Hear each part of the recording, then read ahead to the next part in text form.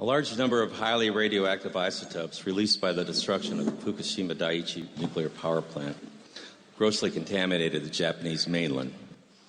Most of these radionuclides had short half-lives, which meant they would essentially disappear in a matter of days or months. For many of those who were exposed to them, there will be major health consequences. However, there are some radioactive elements that will not rapidly disappear, and it is these long-lived radionuclides that will remain to negatively affect the health of all complex life forms that are exposed to them.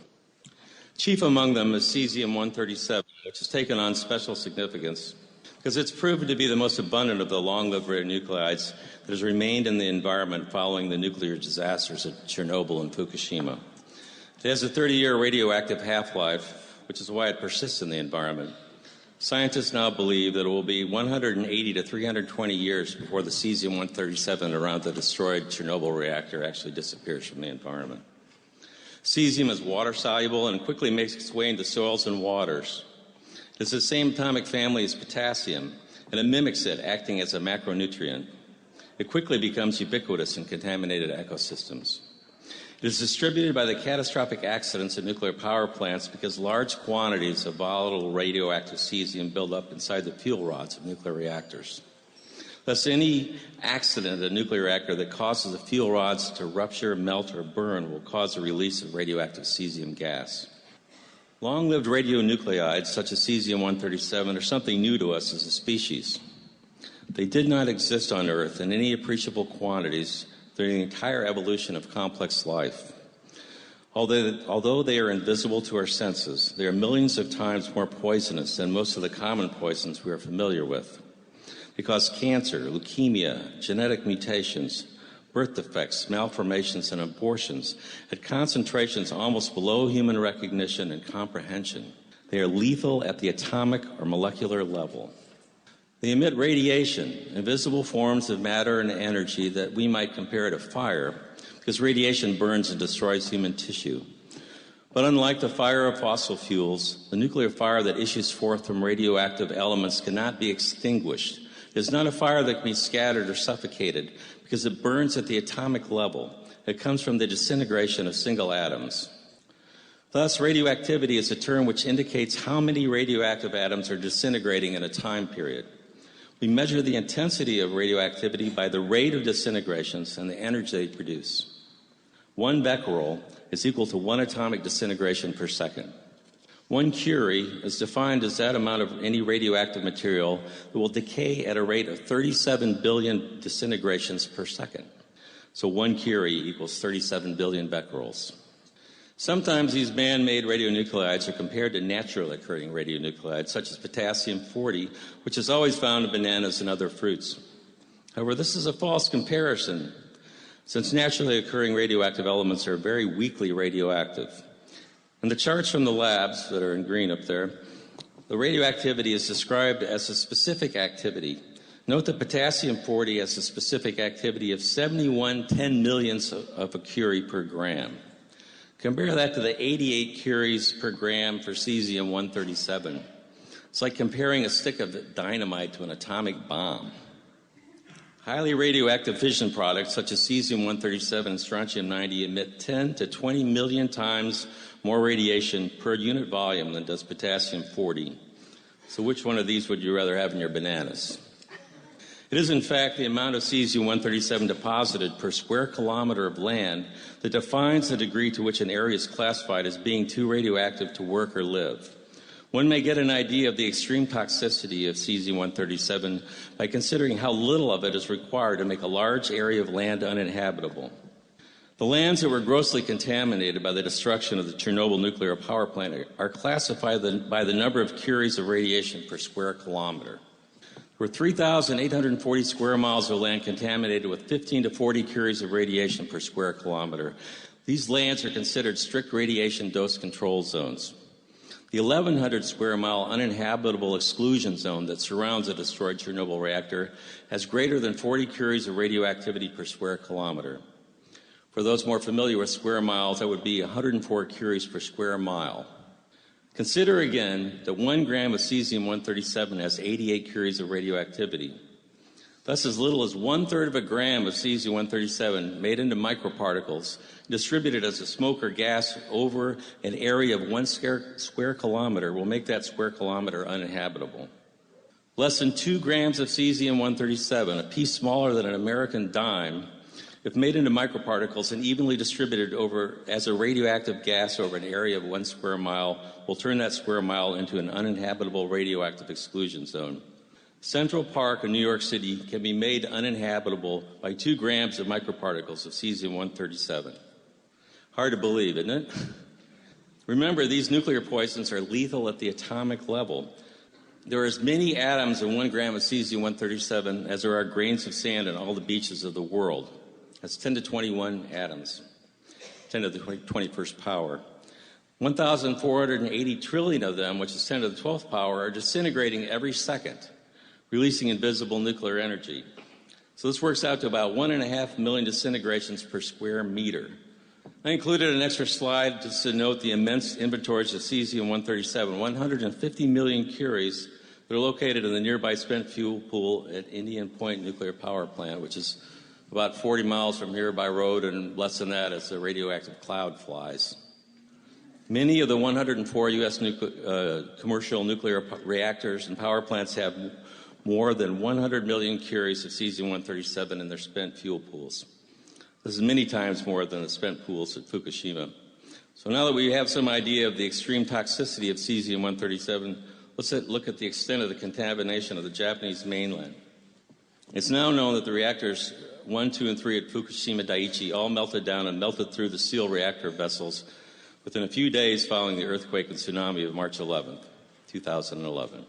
This was not made public by either TEPCO or the Japanese government for 2 months. The greatest amounts of highly radioactive gases were released shortly after the meltdowns, and 80% of this gas released by the reactor is believed to have traveled away from Japan over the Pacific. However, the remaining 20% was dispersed over the Japanese mainland. On March 11th, the U.S. National Nuclear Security Administration offered the use of its NA-42 aerial measuring system to the Japanese and U.S. governments. The National Atmospheric Release Advisory Center of the Lawrence Livermore Lab stood up to provide atmospheric modeling projections. The next 2 slides were produced by Lawrence Livermore and were presumably given to the Japanese government. On March 14th, the easterly winds which had been blowing the highly radioactive gases and aerosols coming from Fukushima out to sea shifted and pushed the radioactive plume back over the Japanese mainland.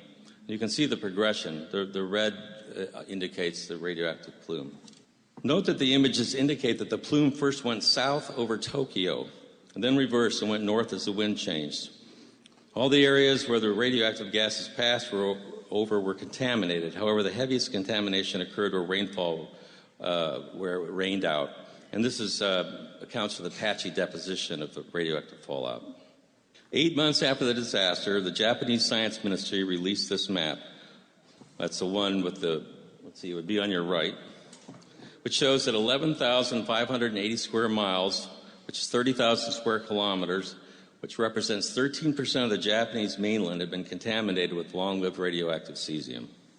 Note that the official map does not note any cesium-137 contamination in the Tokyo metropolitan area, unlike an unofficial survey done about the same time by Professor Yukio Hayakawa of Gunma University. Given the fact that the Japanese government and TEPCO denied for 2 months that any meltdowns that had occurred at Fukushima, one must look at all official data with a healthy degree of skepticism.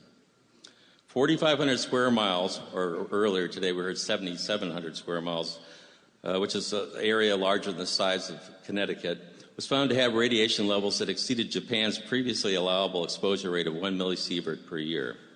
Rather than evacuate this area, Japan chose to raise its acceptable radiation exposure rate by 20 times, from 1 millisievert to 20 millisieverts per year. However, approximately 300 square miles adjacent to the destroyed Fukushima reactors were so contaminated they were declared uninhabitable.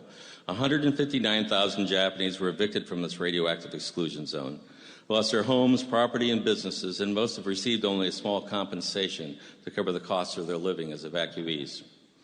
Note here that the criteria used for evacuation is the millisievert. It's not a measured quantity of radiation per unit area that I've described, such as the Curie or Becquerel. Rather, the sievert is a calculated quantity. It's calculated to represent the biological effects of ionizing radiation. In other words, the millisievert is a derived number based on the mathematical models which are used to convert the absorbed dose to effective dose. So what is the increased health risk to Japanese based upon their exposure to 20 millisieverts per year? Let's examine the figures constructed on the basis of data published by the National Academy of Sciences. It was provided to me by Ian Gard. The vertical y-axis is calibrated to the number of cancer cases per 100,000 age peers. The horizontal x-axis depicts the age of the population beginning at 0 years and moving towards old age. Examine the allegedly safe dose of 20 millisieverts per year. As a result of this exposure, there will be about 1,000 additional cases of cancer in female infants and 500 cases of cancer in infant boys per 100,000 in their age groups.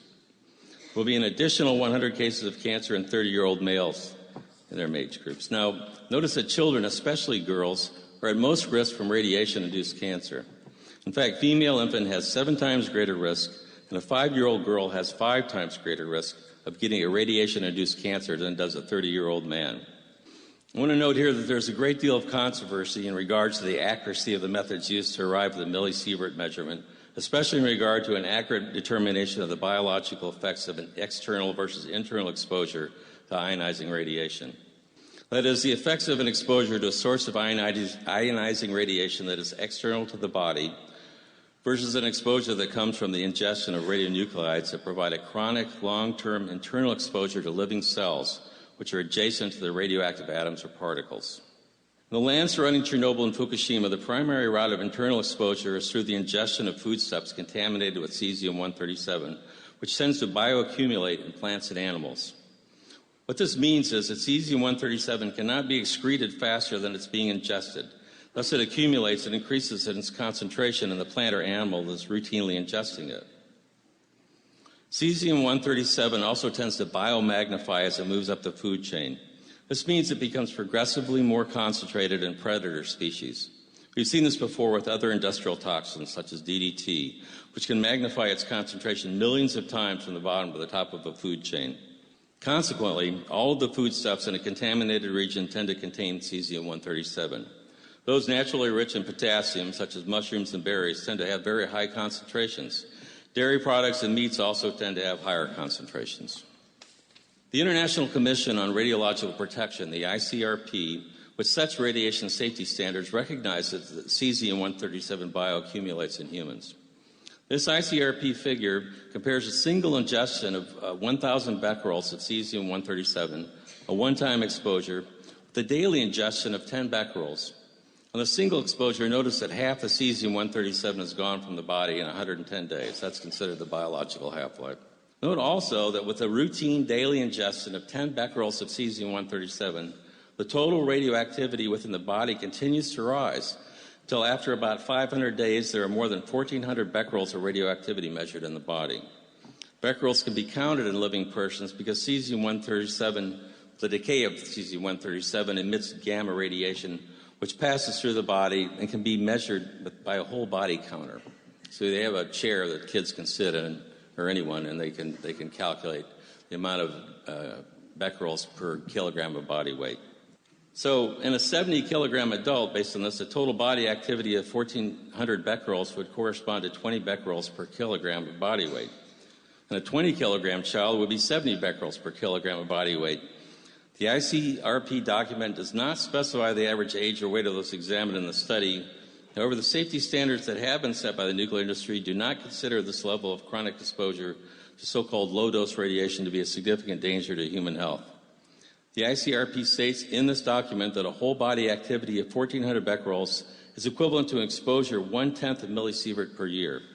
In other words, the radiation models used by radiation biologists to convert this level of internal absorbed dose to effective dose do not predict serious health risks from such exposures. In fact, they stated it's safe to have 10 times this exposure level. There is, however, strong evidence that the ingestion of these levels of so-called low-dose radiation are, in fact, particularly injurious to children. Research done by Dr. Yuri Baniszewski and his colleagues and students in Belarus during the period 1991 through 1999 correlated whole-body radiation levels of 10 to 30 becquerels per kilogram of whole body weight with abnormal heart rhythms and levels of 50 becquerels per kilogram of body weight with irreversible damage to the tissues of the heart and other vital organs. One of the key discoveries made by Baniszewski was that cesium-137 bioconcentrates into endocrine and heart tissues, as well as the pancreas, kidneys, and intestines. This goes completely against one of the primary assumptions used by the ICRP to calculate effective dose as measured by millisieverts, that cesium-137 is uniformly distributed in human tissues. Let me restate that the current ICRP methodology is to assume that the absorbed dose is uniformly distributed in human tissues. This is, in fact, not the case. This table, taken from Baniszewski's chronic cesium-137 incorporation in children's organs, compares the radioactivity measured in 13 organs of 6 infants.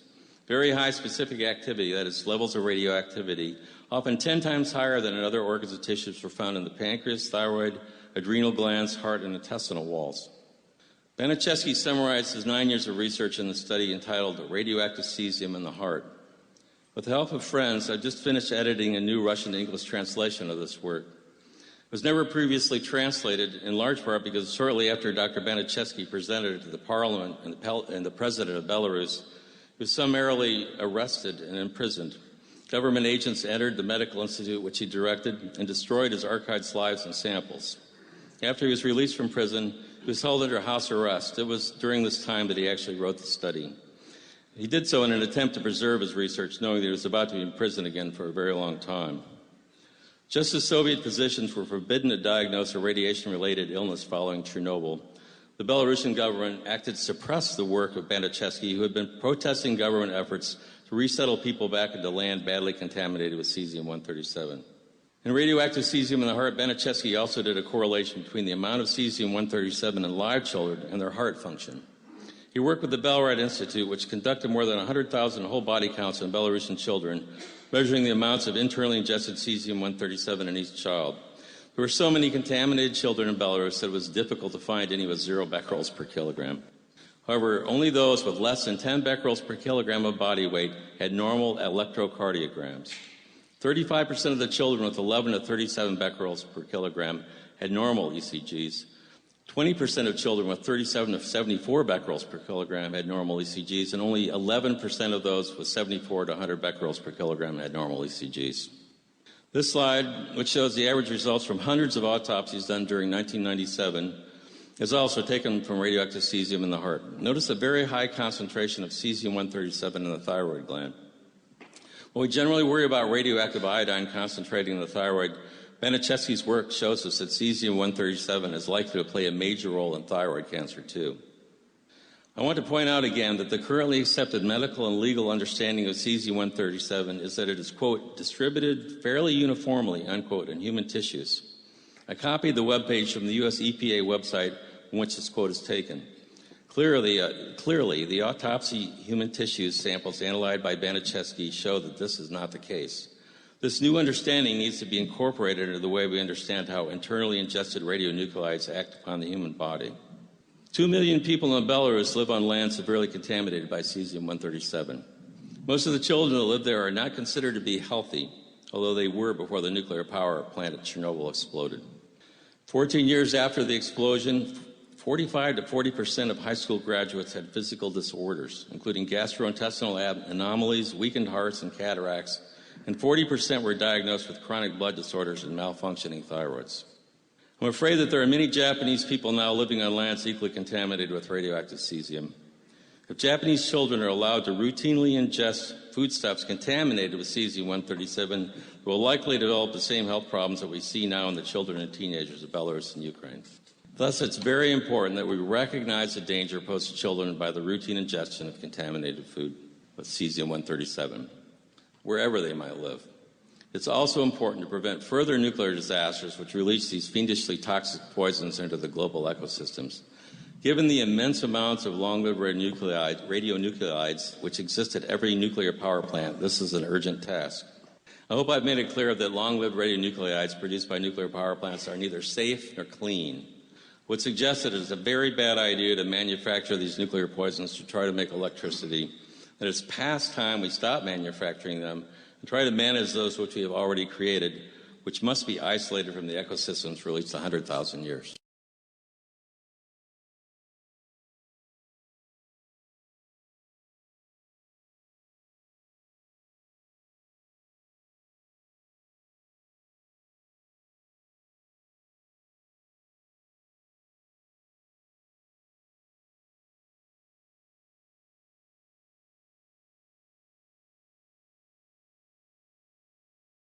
We need to get subscribed and get this unity stronger and beat YouTube at their own game. Okay, that's what this is about. Like I say, go to the remix button, hit the remix button. That way you'll have this video and keep up with this. Otherwise, YouTube's just going to control us, guys, and it's really bad.